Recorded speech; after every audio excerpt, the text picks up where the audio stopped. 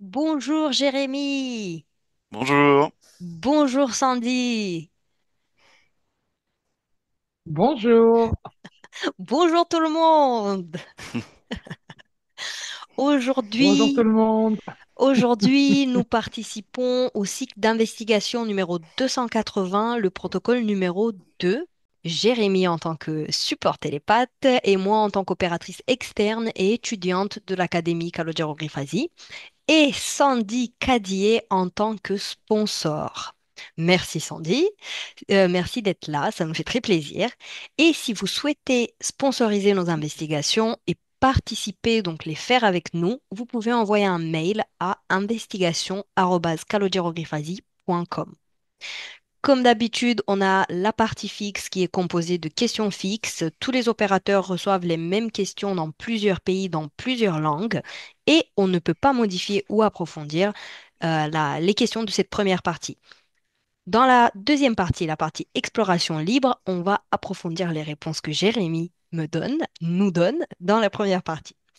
Et à la fin, on a la partie sponsor où Sandy va poser ses questions. Aucun support télépathe ne connaît le sujet de l'investigation avant de rentrer en hypnose pour ne pas contaminer l'information. Et si vous souhaitez me contacter pour une session personnelle, vous pouvez m'envoyer un mail à yoannasima.hre@gmail.com. Vous avez tous mes réseaux sociaux dans la barre de description de cette vidéo. Jérémy, tu peux te préparer, tu peux fermer tes yeux. Ok, Sandy, tu peux couper ton micro et tu le réactiveras à la fin, je te dirai, pour tes questions. Ok, ça marche. Parfait. Jérémy, tu peux prendre trois grandes respirations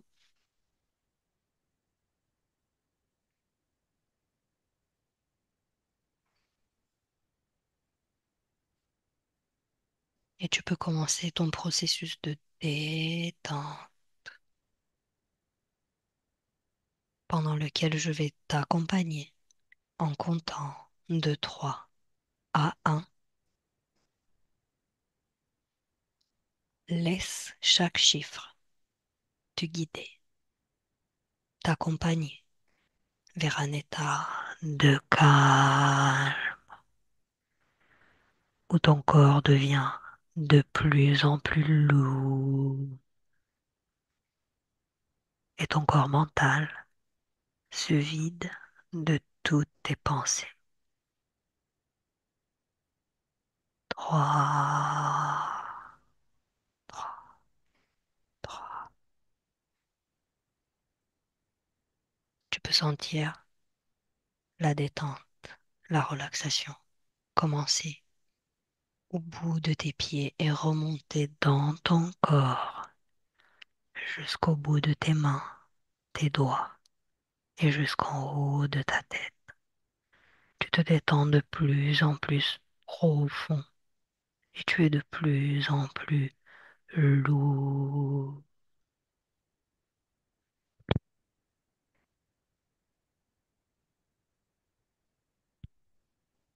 Deux,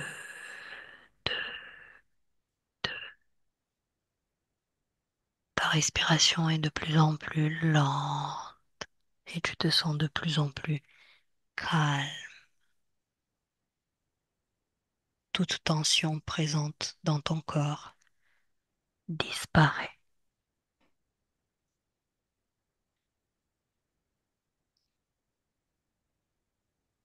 Un, un, un.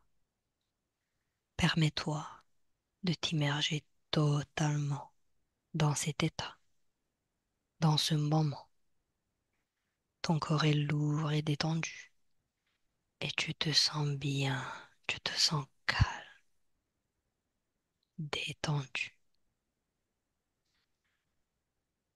Je compte de 1 à 3 et à mon 3, tu te connectes avec le pape François et tu décodes son ADN dans le ici et maintenant, dimanche 27 avril à 16 heures. 1, 2, 3.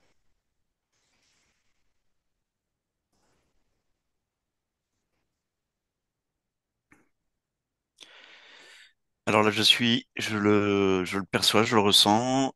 ADN 93% humain, 7% reptilioïdien.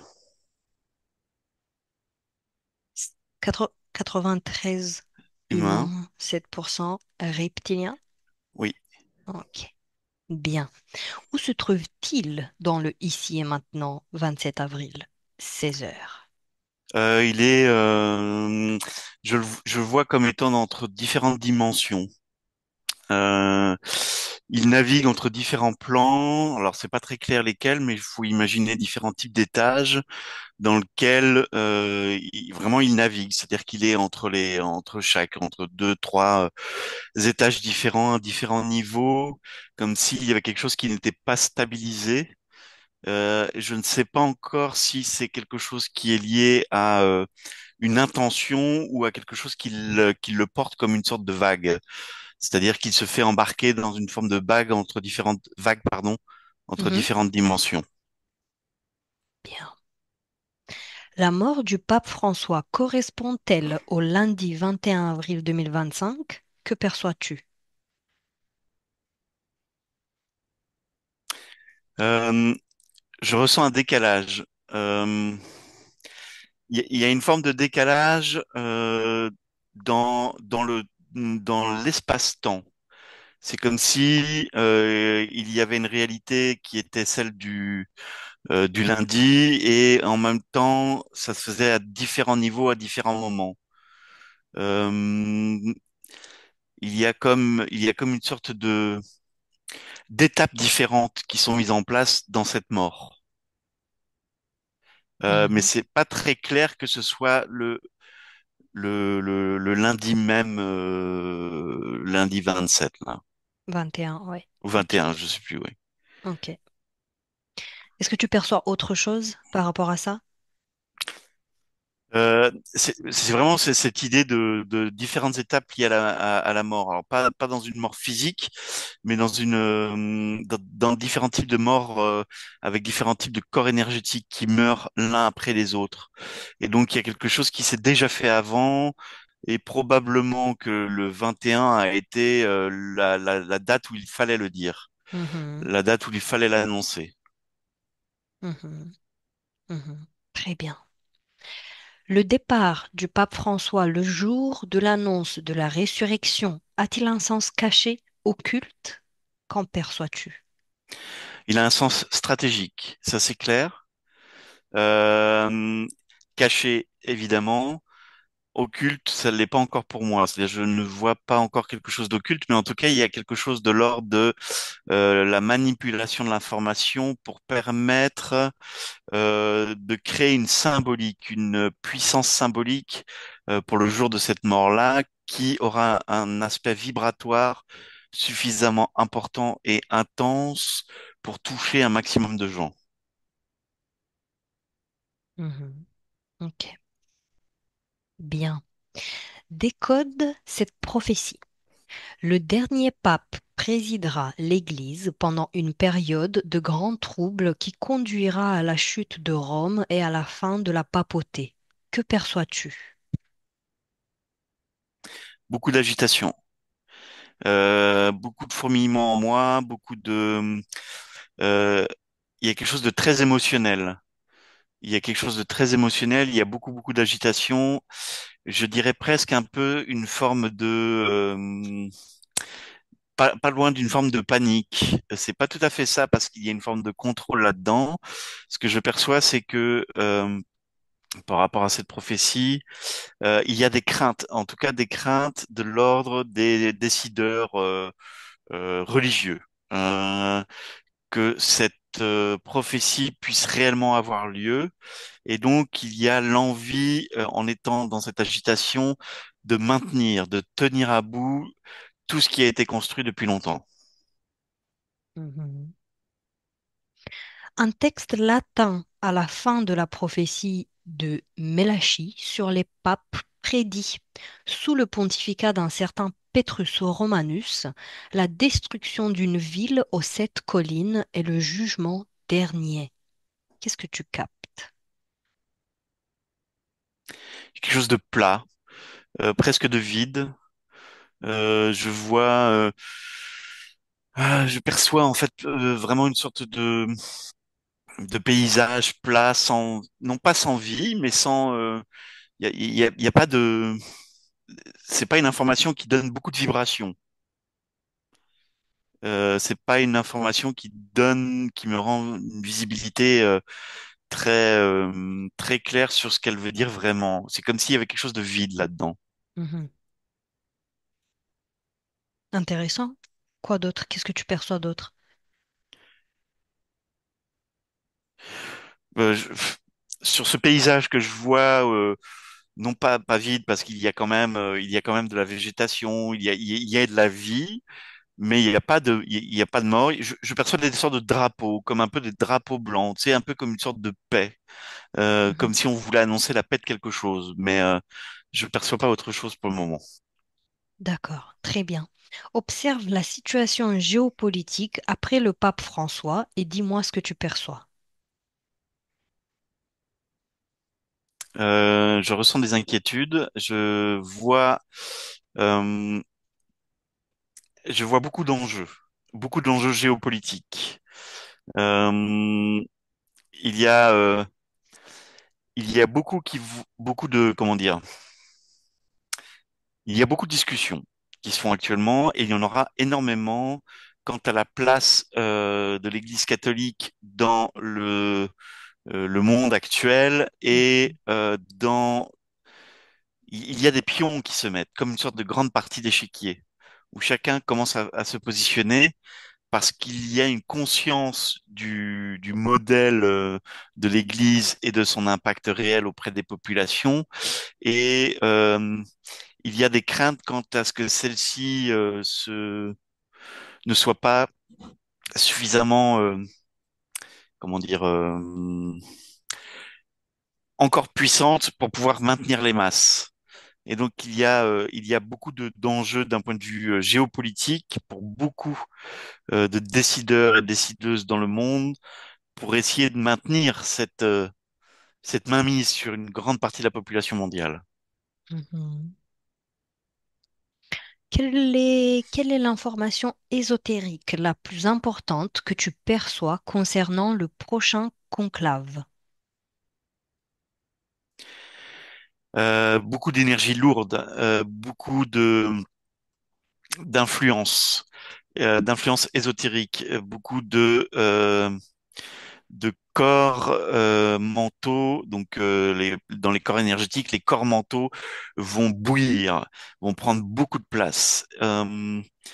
Il, euh, il y a comme des formes de manipulation, comme des marionnettes dans le conclave, c'est-à-dire que les archevêques ou évêques, je ne sais plus qui sont à l'intérieur de ceci, mais bref, Mhm. euh, il va y avoir beaucoup de manipulation pour mettre justement, pour tenter de mettre la meilleure personne qui permettra de garder cette puissance du mieux qu'on peut. Euh, il, il Dis-moi. pourrait même y avoir des rebondissements presque. On est presque dans une sorte de film là où il pourrait y avoir des rebondissements. Ok. Et la dernière question de la partie fixe, Jérémy, est qui sera le prochain pape? Je vois un homme africain. Mhm. Euh, pour l'image, un homme africain, alors assez grand, qui a un certain visage doux et qui montre pas un visage d'un homme trop, trop âgé, mais en tout cas un homme africain, oui. Bien.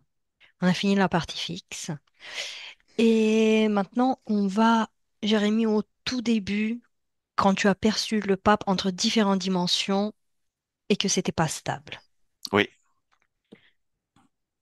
On va rentrer dans cette image, approfondir cette perception. Tu le perçois entre quelles dimensions? Il y a il y a la dimension terrestre qui est là. Il y a une sorte de dimension éthérique très, comment dire, très habitée par des non incarnés. Mhm, très, d'accord. avec beaucoup de présence de non incarnés.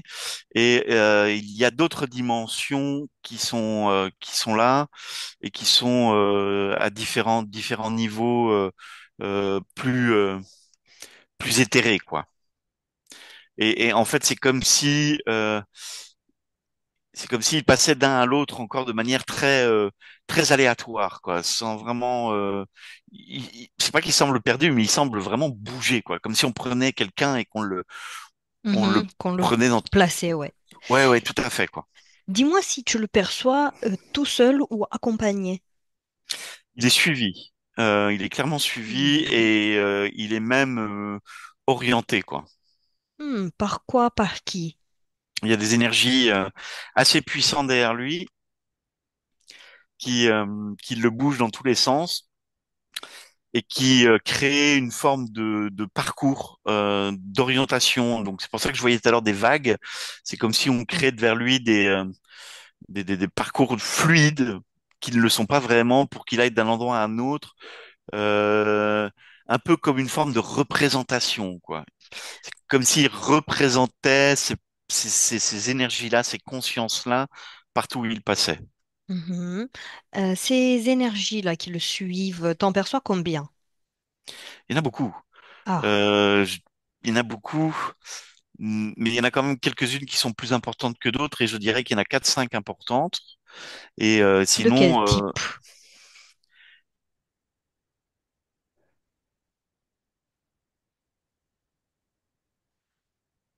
alors, c'est pas très clair, mais je vois une sorte merde, comment on appelle ça dans l'Égypte ancienne là Momie? ouais, non, pas une momie, une sorte de dieu égyptien là, avec une tête un peu de loup, Oui. voilà, je vois ça, une sorte de dieu égyptien là, on va dire ça, Mhm. qui l'un des comment dire, pas fédérateur, mais qui mobilise en fait toutes ces énergies-là autour de lui. Un humanoïde, je vois euh, presque même une forme d'énergie de très froide, mais comme une sorte d'intelligence artificielle, quoi. C'est-à-dire que c'est pas mécanique, c'est une conscience, Mhm. mais avec très peu d'émotions et peu d'interaction autre que ce qu'elle a à faire, quoi. Et qu'est-ce qu'elle a à faire? Qu'est-ce que tu perçois que cette intelligence artificielle a à faire dans cette S'assurer situation? s'assurer qu'il aille là où on lui demande d'aller. C'est comme une sorte de bâton qui pousse quoi derrière, comme un berger quoi, hein, qui va Ouais. s'assurer que son mouton va dans le bon enclos et au bon endroit quoi. Cette course d'obstacles, elle est créée par ces entités. Cette orientation, oui, effectivement, elle est créée par toutes ces énergies-là. Mhm. Ok. Est-ce que le pape est le seul qui participe à cette course d'orientation ou est-ce qu'il y a d'autres désincarnés, d'autres humains qui sont dans la course? Il est un peu le porte-étendard, hein. D'accord. Donc il est vraiment au-delà de là. Après, certains s'accrochent, d'autres s'en décrochent, mais c'est vraiment le porte-étendard, quoi. C'est un peu comme une sorte de trophée que l'on montre, quoi. Mhm. Est-ce que le deuil de certaines personnes sur Terre pour le pape influence plus ou moins sa situation actuelle? Oui, ça le maintient, c'est-à-dire que ça le connecte encore à une réalité physique Mhm. et ça aide l'orientation du chemin dans lequel ces consciences construisent cette réalité. Donc oui, oui, oui, clairement. Il y a, c'est comme si, faut imaginer, bon, allez, pour une image très claire, il est au-dessus et qu'il y avait des sortes de mains comme ça qui venaient encore le récupérer, qui venaient le Qui le prendre de tire, manière ouais. qui le tire tout, en permanence, quoi. Et en fait, quand je sens son énergie, il est pas dans la panique, mais pas loin, quoi, hein. Il y a quelque chose de l'ordre de, de, de la déstabilisation complète, quoi. Mhm. Est-ce que lui sait qu'il est dans cette situation ou est-ce qu'il se laisse porter? Est-ce qu'il est conscient? de sa Euh, situation. en partie, oui. Mais il est quand même, il y a quelque chose de l'ordre de la surprise, de ne pas aller là où il pensait aller. Donc, il est en partie conscient qu'il y a des énergies qui l'entourent. Il y a des pactes. J'entends qu'il y a des pactes, des contrats qui ont été faits en conscience. Hmm. Cependant, il s'attend pas à ce sorte de remue-ménage, quoi. Alors, ces pactes, il a des pactes, des contrats avec qui? Les consciences qui l'orientent là. D'accord. Et c'est des pactes de quoi? Qu'est-ce qu'il a donné en échange de quoi? Des messages à la population. Il a offert des possibilités et il s'est tu quand il fallait se taire. Mhm. D'accord. Et en échange, on lui assurait déjà de venir sur son pontificat. Donc ça s'est fait bien avant, et on lui garantissait la possibilité d'un pouvoir quasi permanent, quoi. Mhm.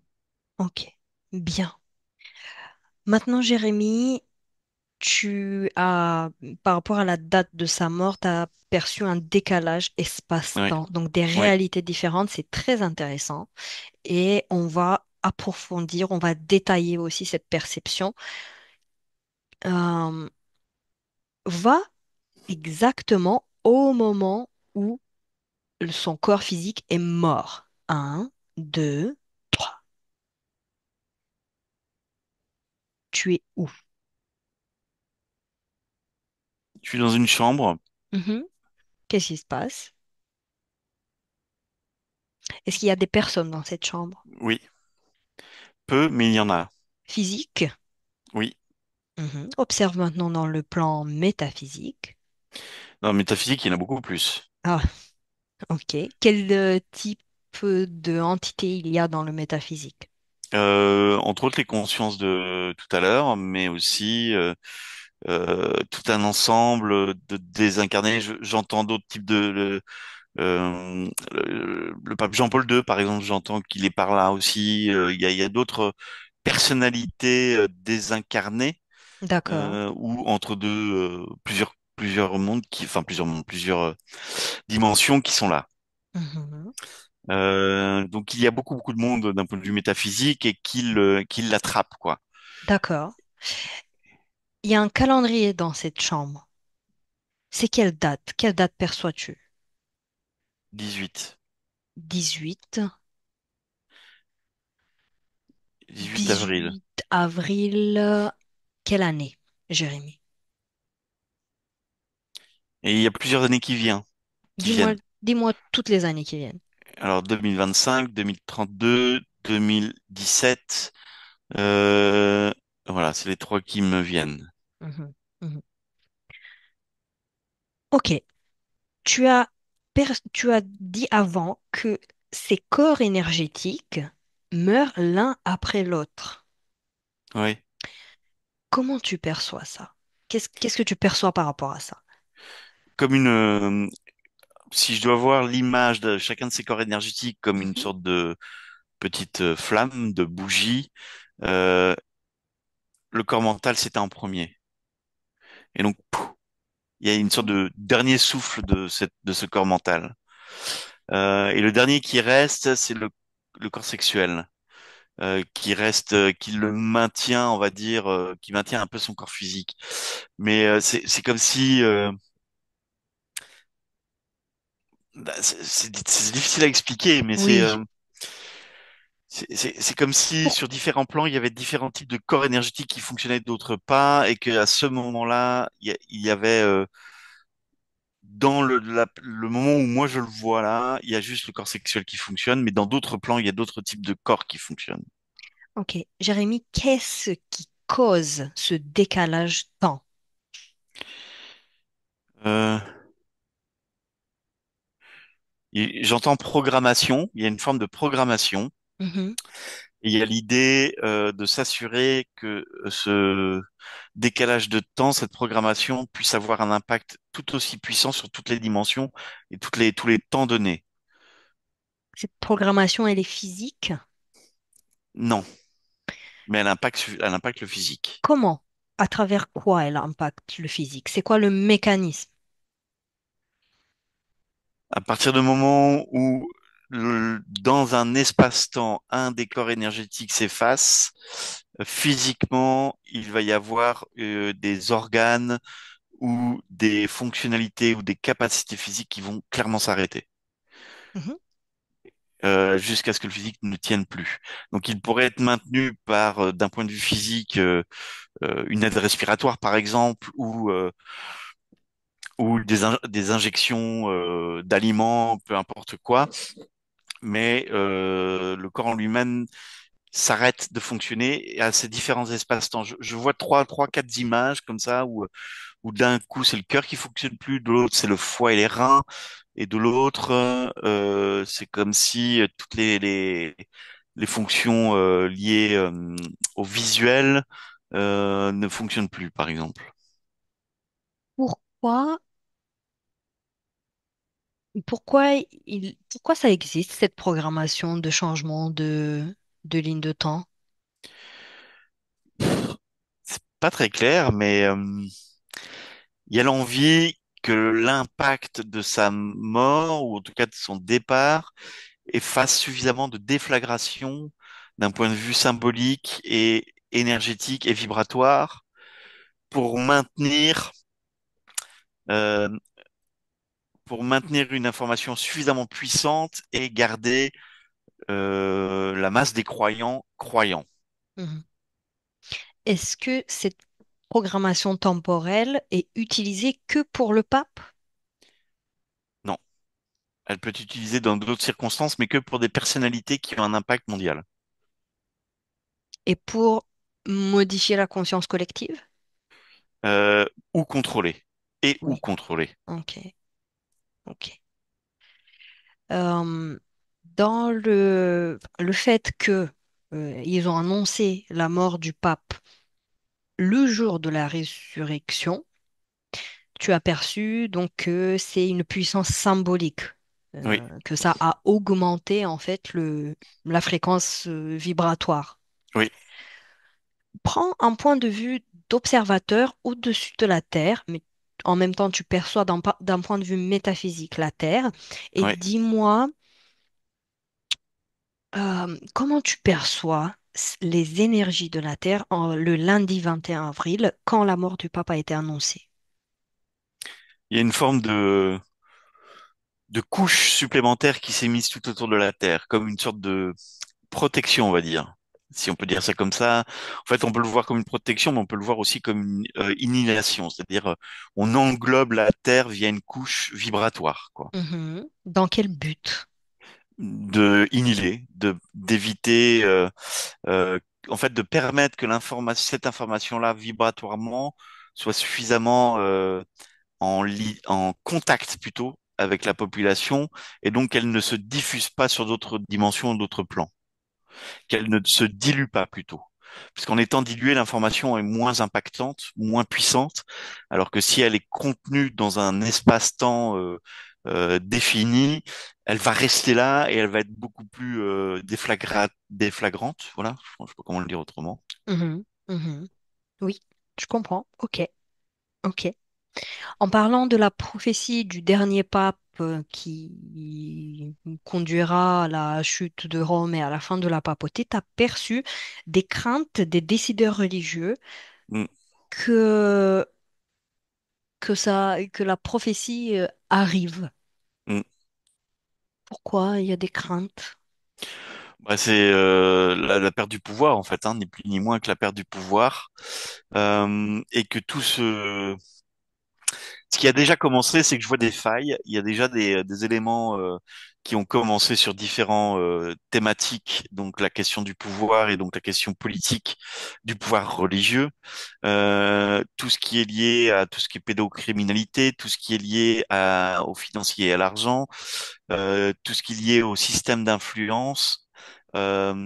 Et à des systèmes de croyances rigides. Il y a des failles un peu partout. Et la crainte et la grande peur, c'est que cette prophétie augmente ses failles et fasse péter tout le système, quoi. Et donc, en fait, peur de perdre le pouvoir. Mhm. Parce que beaucoup d'entre eux s'accrochent à leur propre pouvoir. Qu'est-ce qui a créé ces failles? Euh, Et qu'est-ce qui maintient ces failles aujourd'hui? alors, ce qui a créé ces failles, il y a des formes de poches vibratoires, de conscience vibratoire qui s'ouvrent, donc ça provient de la Terre, c'est-à-dire des consciences de personnes qui petit à petit montrent, mais c'est très long et très difficile de créer des failles, et surtout c'est qu'elles ne se font pas que par le biais d'une seule personne. C'est vraiment une sorte d'accumulation de conscience qui à un moment commence à créer des failles Mhm. et qui se rendent visibles. Ce qui maintient le système, c'est bien ça ta deuxième question, si je me souviens bien? Qu'est-ce qui maintient ces failles et peut-être qu'est-ce qui les fait grandir encore plus? Ah oui, qu'est-ce qui les fait grandir? Je vois le regard dessus, c'est-à-dire plus on va les regarder, plus on va en avoir conscience, plus elles vont grandir. Est-ce que mort du pape a contribué à ces failles? Pas encore, mais par contre, il y a enfin, pas tout à fait, mais il y a une attention particulière des décideurs religieux pour éviter que ce soit le cas. Mhm, d'accord. Et justement, il s'inquiète pour la place de l'Église. Tu as perçu beaucoup d'enjeux géopolitiques Oui, maintenant, beaucoup de discussions, d'inquiétudes. oui. Qu'est-ce qu'ils vont faire? Comment on va changer l'Église? Comment toi tu perçois donc aujourd'hui énergétiquement le changement de l'Église? Quelle sera la nouvelle? Je perçois pas énormément de changements pour le moment. C'est-à-dire que les énergies sont tellement lourdes que de changer ça, ça te demanderait une sorte de séisme vibratoire dans lequel Euh, l'Église ne repose pas que sur un fondement et un pilier, elle repose sur tellement de choses vibratoirement et elle est tellement bien installée que les changements, euh, je les perçois pas pour le moment. Par contre, il y a une réelle crainte que ça puisse arriver, c'est-à-dire que tout est mis en place d'un point de vue mondial et dans des niveaux autres pour que ça ne bouge pas plus. Parce qu'en fait, on n'est pas loin du château de cartes, quoi. Mhm. Ça tient, c'est puissant, mais il suffirait de pas grand-chose pour que mais aujourd'hui, je vois pas le changement. En tout cas, Ok. pas pour le moment, quoi. Alors, à 3, tu seras en avril 2026, Jérémy. Un, 2, 3. Comment tu perçois l'Église aujourd'hui, en avril 2026? Euh, on va pas vraiment le savoir tout de suite, mais en interne, dans l'Église, il y a aussi des consciences qui commencent à ouvrir et à se rendre compte de ces formes de manipulation existantes.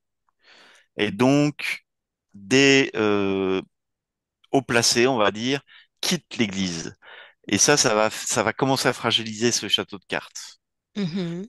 Cependant, c'est pas suffisamment médiatisé et connu que pour que la population, la masse de population s'en rende compte pour le moment. Mais D'accord. ça va clairement fragiliser les instances du pouvoir parce que ça va créer une agitation supplémentaire à l'intérieur même.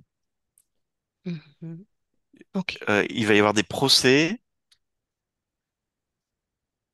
Pourquoi? des questions d'argent qui seront pas nommées comme telles, mais qui au fond le seront. D'accord. Ok. Voilà. Ok. Bien. Reviens au présent, Jérémy. Euh, et va au moment du prochain conclave où tu as perçu, je cite, les corps mentaux vont bouillir. Pourquoi?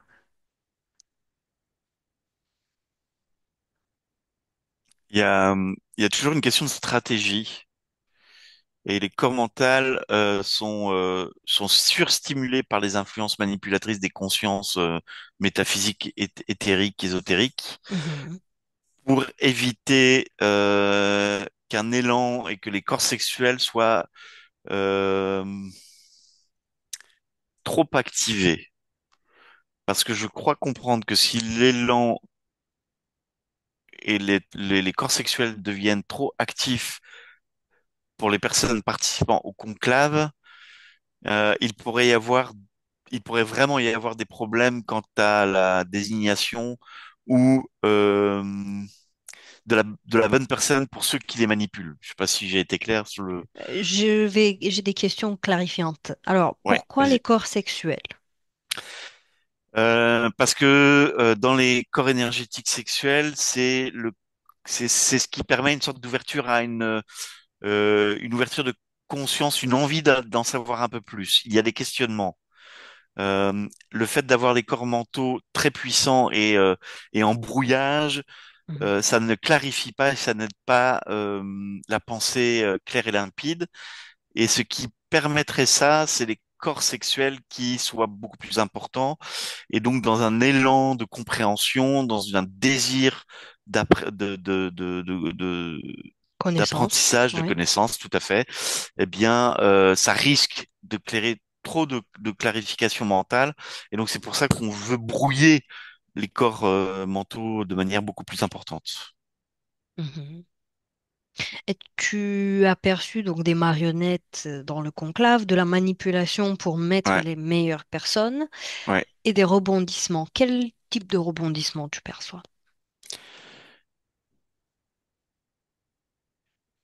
Euh, je sais pas si on sera au courant, mais en gros, il y a des formes de clans qui se sont mis en place. Et dans ces clans-là, il y a un homme qui, lui, a une conscience des enjeux ésotériques existants. C'est comme s'il comprenait ce qui se jouait à différents niveaux, euh, mais qu'il est un peu isolé. Il y a très peu de soutien pour lui. Et en comprenant ça, il essaye de mettre de la clarté dans les enjeux et surtout dans une autre forme système, de système de gouvernance ou autre. Il y a quelque chose, je vois chez lui dans l'idée de déconstruire. C'est un homme de l'Église ou un homme politique ou dans quel domaine il En fait, pratique? c'est un homme de l'Église, mais qui est venu là, qui est là depuis pas si longtemps et qui a pris conscience de certaines choses il n'y a pas si longtemps que ça. Il a pris conscience en fait des manipulations et du contraire, du contraire de ce qu'il animait quand il est arrivé dans l'Église, c'est-à-dire de l'amour dans sa globalité. Il se rend compte que on est très très loin de ça aujourd'hui. Quel ADN il a cet homme? Humain. 100%? Oui, mais il est influencé. Mais il y a comme une Oui, résistance en lui. d'accord. OK. Euh, comment, quels rebondissements vont s'en sortir après la présence de cet homme? Je ne sais pas si j'ai été claire. Oui, oui. Comment il va influencer cet homme, l'Église? Euh, En fait, il y aurait un moment, pendant ces Mhm, décisions et ces moments où ils sont ensemble, il y a une sorte, c'est comme si je voyais une sorte d'onde de choc qui arrive et dont il est l'initiateur. mhm, Mais c'est tout de suite reprise en main puisque la capacité du groupe et des influences ne lui permettent pas d'avoir dans cette onde de choc vibratoire suffisamment d'influence et d'importance que pour changer même le système même du choix de la personne. C'est comme s'il il avait une sorte de d'essence en lui qui pouvait peut-être enlever la soutane, tout faire vriller, quoi. Mais mhm. c'est, mais il est trop seul et surtout pas assez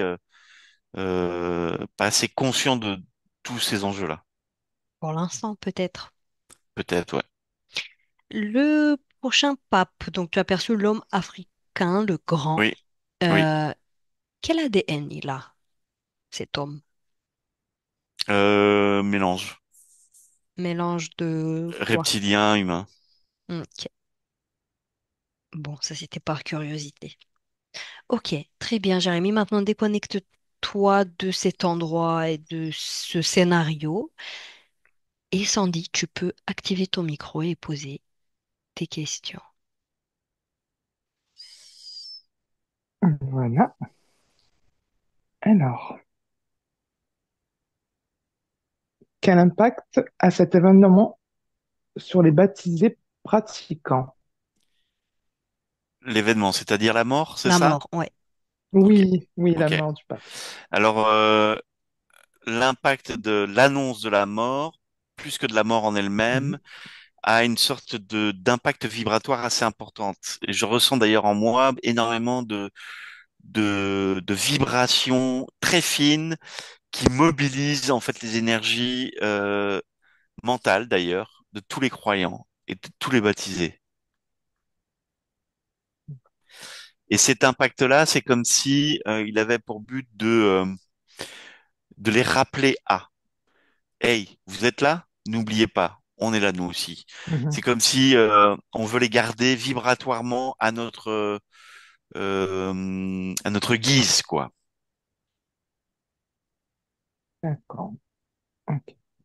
Et quel impact a cet événement sur le monde en général? Euh, alors, je vois encore cette image de sorte de couche vibratoire qui prend la Terre.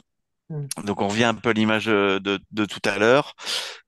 Et donc, en fait, elle a Mhm. dans cette vibration, il y a une sorte d'adhésion pour une partie.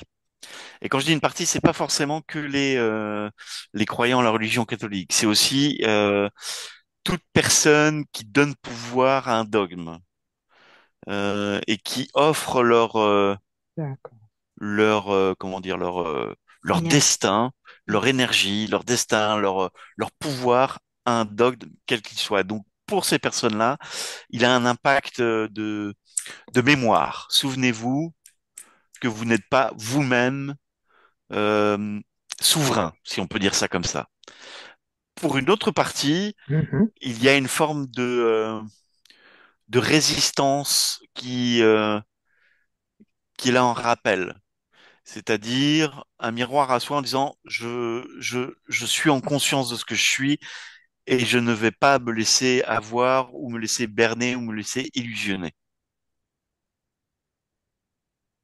C'est moins. Il y a D'accord. moins de personnes dans ce Merci. cas-là. Il y a moins de personnes.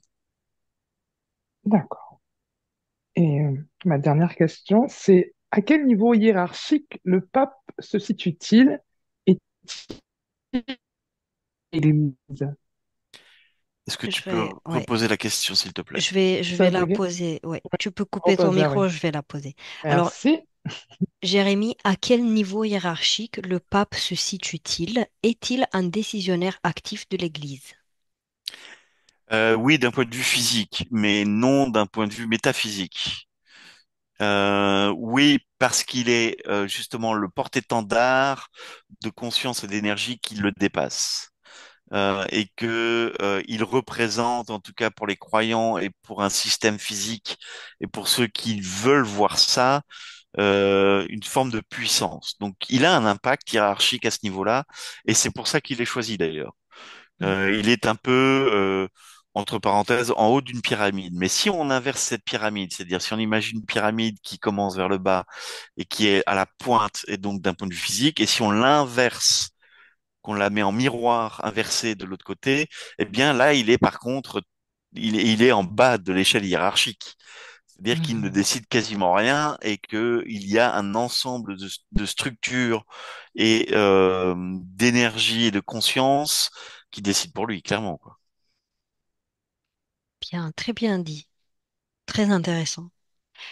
Jérémy, est-ce que tu perçois une différence de l'impact de la mort du pape entre les baptisés pratiquants et les non baptisés croyants?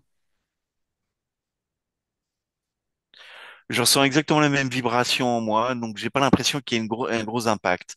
C'est juste des systèmes de croyances, des programmations que chacun se fait, Et c'est pour ça que je pense que, enfin, pas, c'est pas que je pense, c'est que je vois aussi plutôt que il y a, même chez les non catholiques ou Oui. chrétiens, un impact quand même. C'est-à-dire que pour des croyants à un dogme religieux, eh bien, ça a aussi un impact moins fort parce que leur Mhm. croyance n'est pas liée au même dogme, mais il y a quand même un impact. Donc en fait, l'impact, il n'est pas lié Au baptême, mais au plus à la baptême, croyance. à la croyance que le Oui. baptême a. Mhm, mhm. Bien. Maintenant, Jérémy, je vais compter jusqu'à 3 et à 3, tu seras au Vatican dans 30 ans, dans, en 2055. Un, 2, 3. Comment tu perçois le Vatican en Je vois du 2000? feu, Du feu, d'accord. je vois du feu, je vois des incendies, je vois des cris, de la souffrance, je vois l'enfer qu'ils promettent. D'accord. Tu vois les prophéties. Ouais, je sais pas si c'est les prophéties ou les créations de ce qu'ils promettent alors, enfin, ce qu'ils promettent, c'est-à-dire qu'ils promettent l'inverse, hein, mais en fait, en même temps, ils promettent la même chose, c'est-à-dire l'enfer ou le paradis, Mhm. mais il y a vraiment quelque chose de l'ordre il y a beaucoup de souffrance, beaucoup de désincarnés de conscience qui sont là et ça brûle dans tous les sens, quoi. Je sais pas encore si c'est très métaphysique ou physique, mais il y a du Non, feu quand même, quoi. c'est juste une ligne temporelle Ouais. sur laquelle on y est ou on n'y est pas. Mm. Bien, déconnecte-toi de là-bas, du coup, Ouais, reviens au ouais, présent. ouais, je préfère quand même. Comment tu te sens, toi? Très bien. Bien.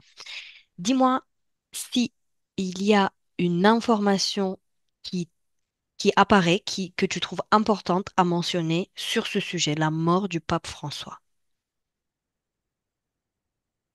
Une dernière chose, quelque chose que tu n'as pas mentionné ou quelque chose qui te semble important, qui arrive maintenant ou qui n'arrive Non, pas. Non, rien de bien, rien d'important en tout cas.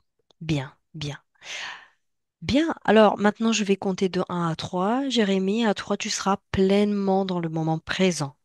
1. Déconnecte-toi complètement de tous les lieux, de toutes les personnes, de toutes les perceptions que tu as expérimentées et reviens tout doucement, progressivement dans ton corps. Élève ta fréquence à ton plus haut niveau et tes pensées deviennent de plus en plus claires, de plus en plus présentes. 2. Tu ressens l'énergie dans tes pieds, dans tes mains, dans ton corps. Ton corps devient de plus en plus léger, de plus en plus fort. Tu peux commencer à le bouger. Et tu te sens de mieux en mieux, tu te sens libre, tu te sens heureux, tu te sens très, très, très, très, très bien. Et 3, tu peux ouvrir les yeux quand tu es prêt. Rebonjour. Rebonjour. Comment tu te sens, Jérémy? Comment ça Très va? bien. Ouais, ça va. Qu'est-ce que tu en penses du pape François? Eh ben c'est violent hein, tout ça, hein. C'est intense hein. Sandy, tu peux activer ton micro, dis-nous ce que tu en penses.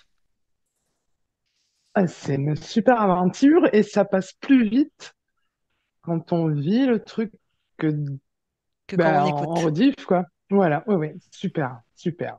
J'ai adoré. Ça t'a plu de poser tes questions, même si t'as bugué un petit Oui, peu, mais c'est pas grave, j'ai c'est à cause du bugué. réseau. C'est pas Ouais, grave. faut que je trouve une solution. Ouais. Non, super intéressant. Et puis c'est vrai que Jérémy est assez. Il va droit au but. Droit au but. C'est vrai. Ouais, c'est pour ça Voilà. que je l'aime, Jérémy.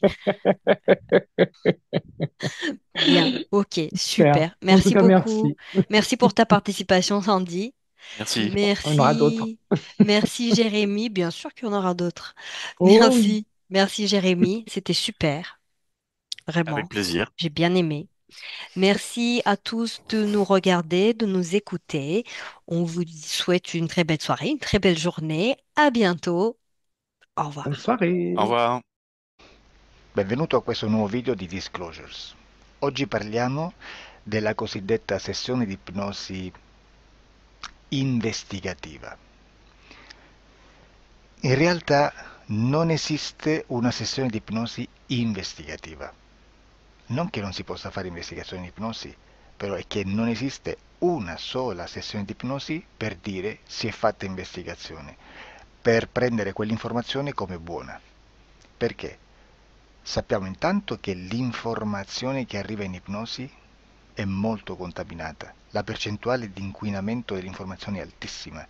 Pensate a questa informazione che viaggia per tantissime dimensioni, attraversa densità, passa per coscienze che volontariamente o involontariamente possono distorcerla.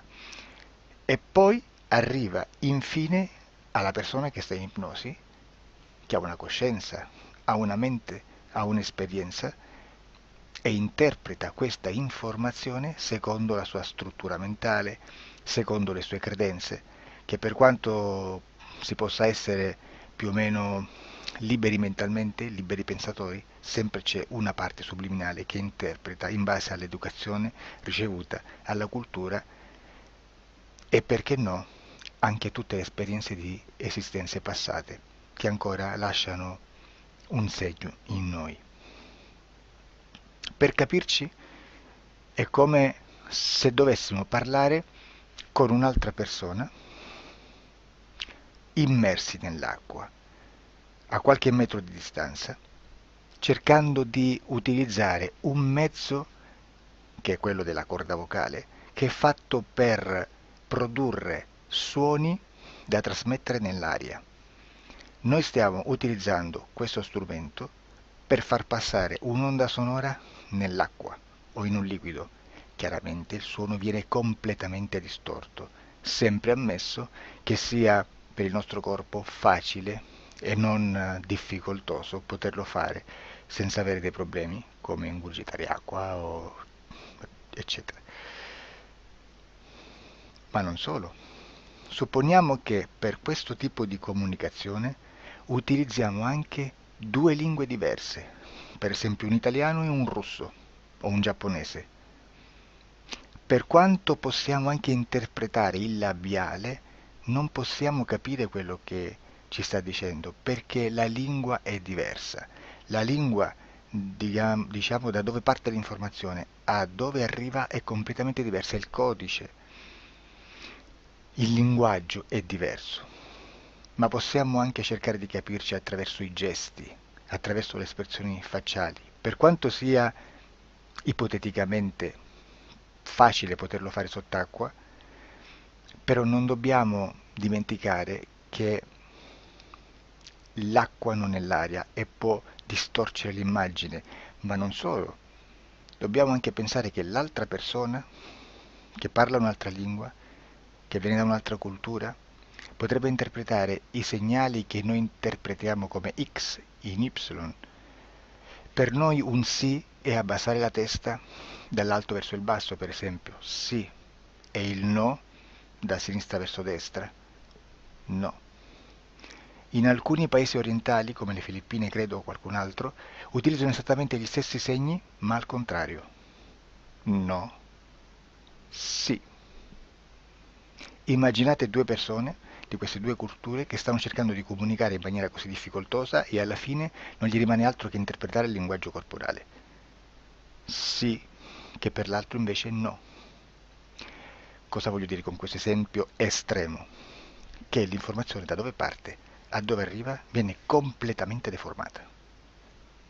Non sappiamo esattamente quale percentuale perché ogni situazione è a sé stante, però la percentuale di inquinamento, di distorsione, di contaminazione di questa informazione è assolutamente alto.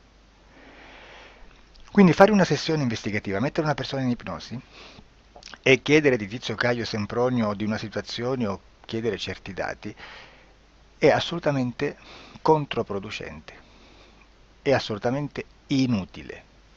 Quindi vi chiederete cosa fate allora voi quando fate ipnosi, quando fate delle domande, quando cercate delle risposte e con queste informazioni che vi arrivano lavorate sulla situazione esoterica del cliente. Beh, non facciamo altro che recuperare questa informazione solamente per arrivare al problema del cliente e poi lavorarci.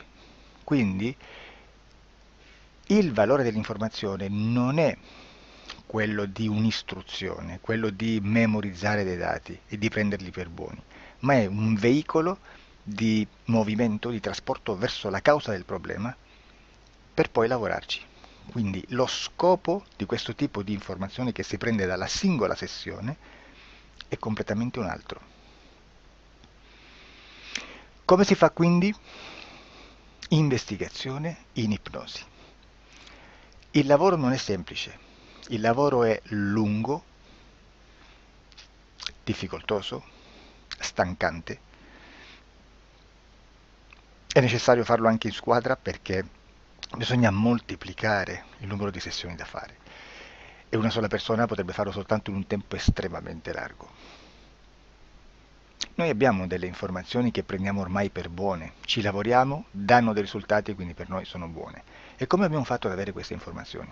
Per esempio, come facciamo a sapere che un extraterrestre chiamato il cosiddetto grigio è più o meno alto X, poi ci sono magari quelli anche un po' più alti, ma hanno un corpo strano, hanno una pelle grigio-verde, hanno degli occhi grandi a mandorla neri, senza una pupilla visibile, non hanno quasi bocca né naso né orecchie, hanno soltanto delle fessure, non hanno organi genitali, hanno degli arti molto più lunghi rispetto alla proporzione che potrebbe avere il corpo umano, e di solito hanno meno dita delle 5 del corpo umano, eccetera, eccetera, eccetera. O se no prendiamo un altro tipo di essere che possiamo incontrare in ipnosi, come facciamo a dire che hanno delle somiglianze con i rettili, gli animali rettili terrestri o gli invertebrati, gli insetti terrestri? Perché? Perché siamo sicuri di questa informazione e ci lavoriamo e quando ci arriva la prendiamo già per buona, nonostante sia anch'essa contaminata. Perché queste informazioni sono arrivate da tantissime sessioni, fatte da tantissime persone, con tantissime altre persone sotto ipnosi e che nel contesto di tutto il lavoro gli uni non sapevano degli altri. Questo dato può essere più o meno rilevante, sempre c'è contaminazione e quindi possiamo prendere per buono anche un gruppo di lavoro dove l'uno possa sapere dell'altro. Ci potrebbe essere una contaminazione del contesto di quel gruppo di lavoro, ma si aggiunge semplicemente una piccola percentuale di questa contaminazione a già la grande che esiste. Non è così impossibile lavorarci. Da tutte queste sessioni, da questo grande numero di sessioni, migliaia, diciamo migliaia, noi prendiamo solamente quell'informazione che è uguale a tutte, che è in comune a tutte, o a quasi, perché magari qualcuna ci potrebbe essere niente in comune per una fortissima contaminazione, perché no? Ma dobbiamo prendere una stragrande maggioranza, proporzionalmente abnorme rispetto a quello che potrebbe essere un minimo di scartabile, e lì possiamo prendere per buona questa informazione. Quindi se noi su 10.000 persone diverse, con operatori anche diversi, in cui in ogni sessione vediamo un essere che più o meno ha le stesse caratteristiche del grigio o dell'insettoide, a forma di mantide religiosa, o il rettile a forma di lucertola, per esempio, di serpente o di quello che sia, o se vediamo il pianeta Marte più o meno di colore rosso, o se vediamo dei sotterranei eterici, non fisici, nel sottosuolo terrestre, soprattutto sotto le grandi città, dove c'è concentrato molto potere, molta energia di questo tipo, e che più ne hai più ne metta. Se vediamo degli impianti che hanno certi tipi di funzioni, certi tipi di forme in certe parti del corpo, e questa informazione la ritroviamo tutta o quasi in tutte le sessioni fatte, eseguite, realizzate da tanti anni a questa parte, significa che quella è una informazione affidabile.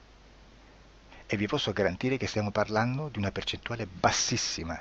Su un 100% staremo, credo, forse più in basso di un 2-3%. Immaginate, tutto il resto è spazzatura, è informazione spazzatura. Sì, spazzatura.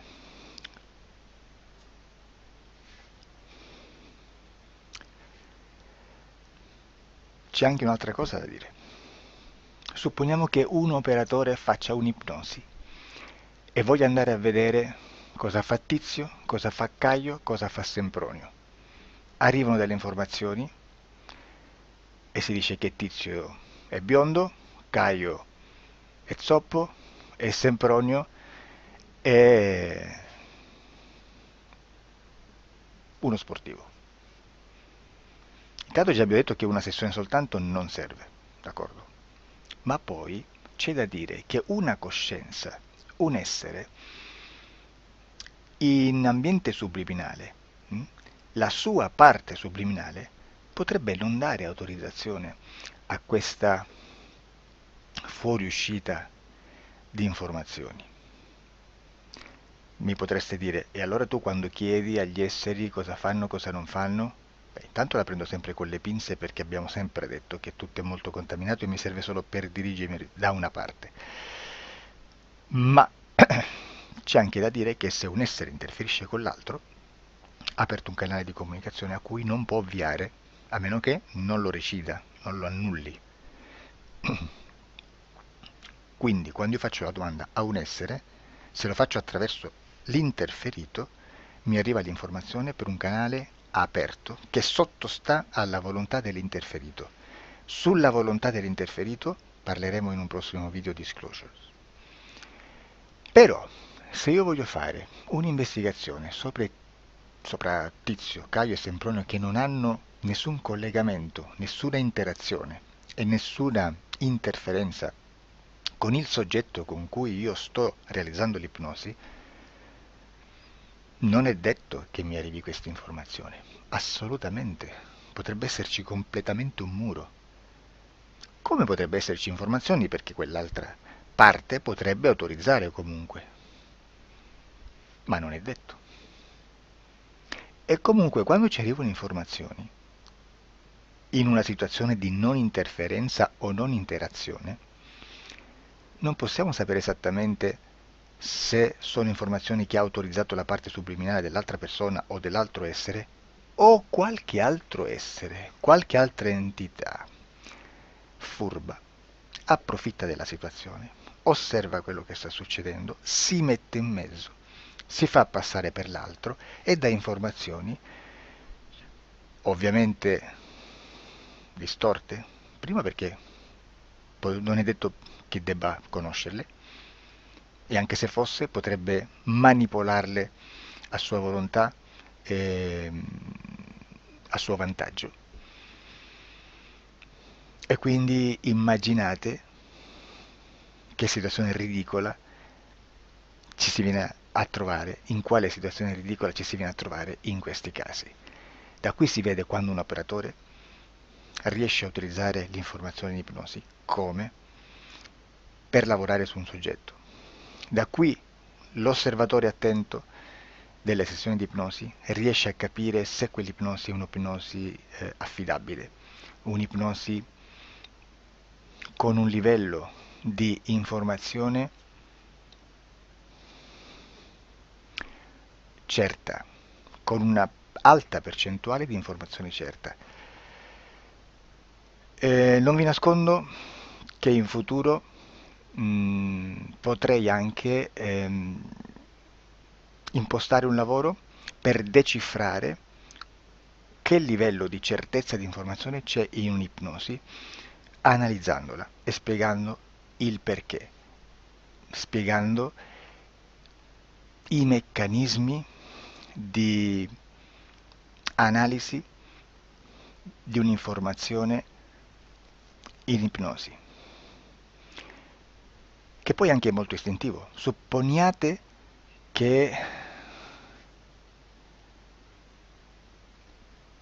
che dobbiamo cercare un'informazione su internet, per esempio un fatto di cronaca. Voi preferite mettervi su un sito ufficiale? A caso. L'ANSA in Italia, ADN Kronos, qualche telegiornale che per quanto possano manipolare l'informazione ad alti livelli, comunque possiamo dare affidabile la fonte dell'informazione che viene trasmessa. Non possono trasmettere una bufala sicuramente. Verrà sicuramente manipolata ad altri livelli. Ne parleremo in altri video, ma a livello base la fonte è certa. Sicuramente non andrete a cercare questa informazione sul primo sito, il primo blog che vi passa davanti e magari c'ha 4 followers. Perché? Perché non vi dà nessuna garanzia della certezza della fonte. Non c'è un controllo né nella struttura interna di questa agenzia di informazione e né dal grande pubblico, che per la quantità di persone che attingono quell'informazione si può dedurre se l'informazione è certa o meno, perché è un'informazione che passa in un pubblico così vasto che se ci dovesse essere una distorsione con la realtà è molto probabile che venga fuori. Credo che abbia detto quasi tutto sulle sessioni investigative. Prima di chiudere aggiungo che proprio per questo stiamo conducendo dei cicli di investigazione in ipnosi regressiva che comprendono tante sessioni con persone diverse, con una buona o eccellente suscettibilità ipnotica sicuramente, per poter indagare su spazi ristretti su alcuni temi. Perché dico spazi ristretti? Perché se andiamo a prendere eventi grandi nel tempo, nello spazio, storici, parlare di qualcosa di molto generico implica una quantità di sessioni abnorme. Immaginate se dovessimo fare una sessione investigativa sui buchi neri, quanta informazione ci sarebbe e quante informazioni da filtrare. Sarebbe quasi impossibile farlo in questa maniera. Ma se noi riduciamo lo spazio di investigazione, se noi prendiamo per esempio, investighiamo sulla pedofilia nella Chiesa Cattolica, ecco, se già restringiamo il campo d'azione è molto più facile che possiamo attingere informazioni affidabili, presuntamente affidabili, con un numero di sessioni sicuramente alte, ma ridotte rispetto ad altri tipi di sessioni molto più generiche, su temi molto più generici. Quindi per fare anche delle investigazioni su temi molto generici bisogna suddividerli in temi, in dettagli, per poi alla fine, quando tutta l'informazione è stata filtrata ed è stata dedotta l'informazione comune, si possono mettere insieme per cominciare a costruire il quadro, mettere insieme tutti i puzzle. Questo è il vero senso dell'informazione in ipnosi, quando si fa ipnosi investigativa. La sessione per risolvere una problematica, un problema, con una presunta origine esoterica di un cliente, di una persona, è un'altra cosa, sono altri metodi, altre tecniche e l'informazione si usa in un'altra maniera, ha un altro scopo. Grazie, ci vediamo al prossimo video. Disclosure. Ciao.